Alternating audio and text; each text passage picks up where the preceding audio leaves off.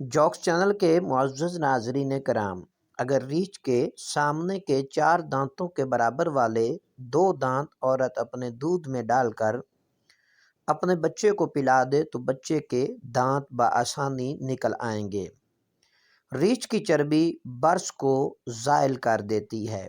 اگر ریچھ کی دانی آنکھ کسی دائمی بخار والے مریض کے بدن پر لٹکا دی جائے تو وہ شفا یاب ہو جائے گا۔ اگر ریچھ کا پتا شہد اور سونف کے عرق میں حل کر کے آنکھوں میں بطور سرما استعمال کیا جائے تو آنکھ کی دھند ختم ہو جائے گی، اور اگر اسے بال جھڑنے کی بیماری میں استعمال کیا جائے تو بال اگنے لگتے ہیں۔ ریچھ کے پتے کو 1 درہم کے چھٹے حصے کے برابر گرم پانی اور شہد میں حل کر کے پینے سے بواسیر اور ریح کی بیماری کے لیے مفید ہے۔ اگر ریچھ کے پتے کو داہنی ران پر باندھ کر انسان وطی کرے تو اپنی خواہش کے مطابق ورتی کرتا رہے، اسے کوئی نقصان نہیں پہنچے گا۔ ریچھ کی چربی کی مالش اگر کسی بچے پر کی جائے تو وہ ہر برائی سے محفوظ رہے گا۔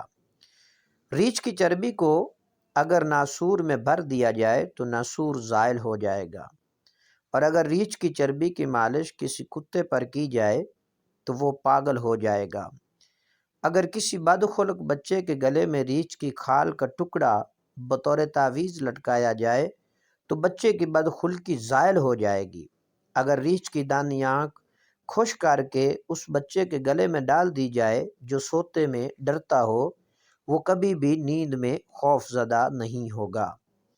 جوکس چینل کے معزز ناظرین کرام، مزید معلوماتی ویڈیوز دیکھنے اور سننے کے لیے ہمارے چینل کو لائک کریں، سبسکرائب کریں اور شیئر کرنا نہ بھولیں۔